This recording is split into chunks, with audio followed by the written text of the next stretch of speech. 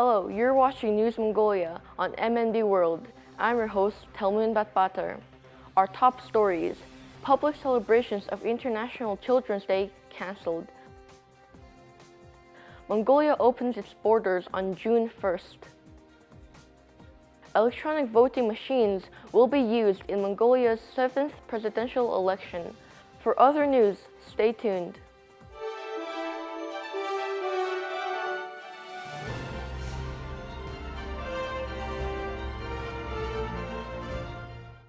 Today's Children's Day, celebrated annually on June 1st in 1925. International Children's Day was first proclaimed in Geneva during the World Conference on Child Welfare. Since 1950, it has been celebrated in many countries, including Mongolia. Public celebrations of International Children's Day have been cancelled this year due to COVID-19 pandemic. International Children's Day is traditionally celebrated on June 1st of each year. Somyabatar, mayor of Ulaanbaatar and governor of the capital city, has announced that public celebrations of Children's Day will not be organized in order to prevent the further spread of COVID-19. The decision was made based on recommendations from epidemiologists and experts working with the National Emergency Commission. In addition, the mayor announced that immunization in the capital will be intensified and instructed district authorities to pay special attention to the immunization rate and process. In our country, the occupation of civil engineer is in the highest demand. Studies show that this occupation will be in demand for the next 20 years. Let's take a look at our next report on employment rate among technical and vocational education centers graduates. Choosing and specializing in the most demanded vocations in the labor market has allowed us to choose from ample job opportunities with sufficient salaries, said civil engineer Jargal Surung, who has been working in his specialized area since 2009. Graduates from technical and vocational education training centers are ready to work in every sector of the country's infrastructure development, where the demand for workers is high.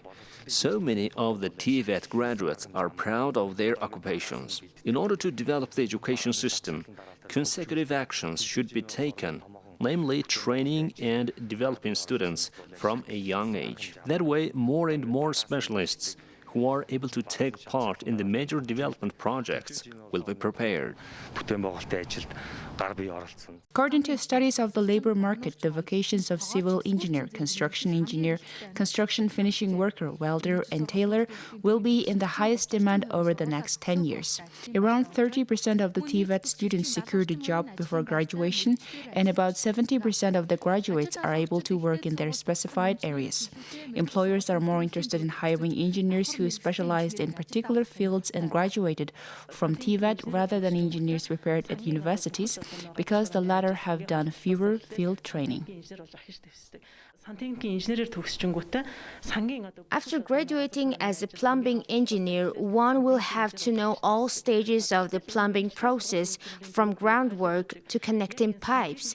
Therefore, at the technical and vocational education and training centers, students get trained starting from basic plumbing all the way up to engineering. These kinds of graduates do not turn down jobs. They don't sit at their desks claiming they should only do engineering work. They don't avoid work, even the groundwork. That's why in the labor market, graduates from those schools are the ones who appeal to employers the most. In other words, students who choose TVET get a scholarship of 200,000 Mongolian Tigris every month. Also, the government is collaborating with foreign colleges on promoting the students. However, the country still lacks a technical workforce. 20,000 students enroll in TVET each year.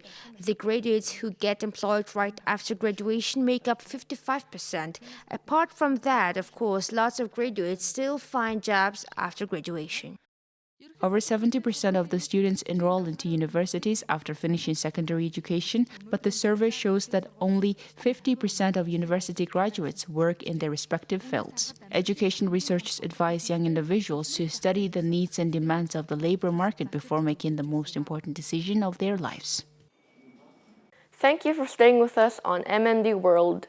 Now let's take a look at Mongolia's current affairs. Mongolia opened its borders on June the 1st. Last week, the government of Mongolia adopted several regulations on the reopening process. Mongolian citizens returning to Mongolia will not be required to be fully vaccinated to enter the country. They will be able to receive vaccines after they return.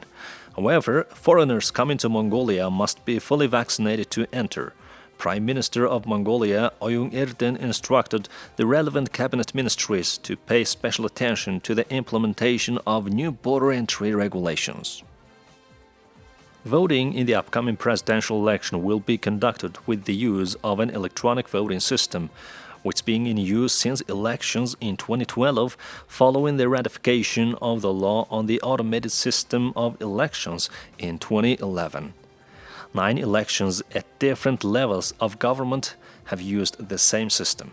A resolution on whether or not to use electronic voting for an election is approved by Parliament prior to each election, and an IT center under the General Election Commission is responsible for delivering on the resolution.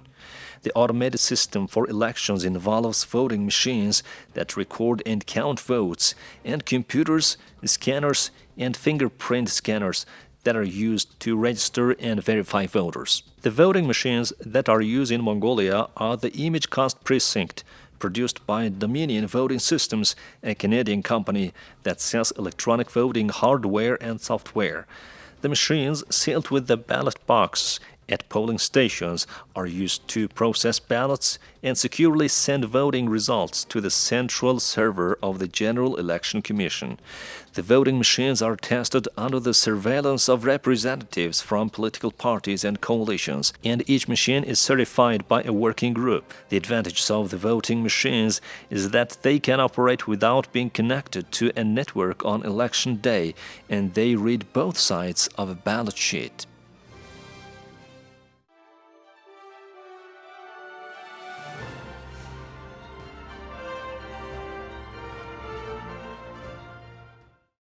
Now, let's check on the currency exchange rates provided by Mongol Bank.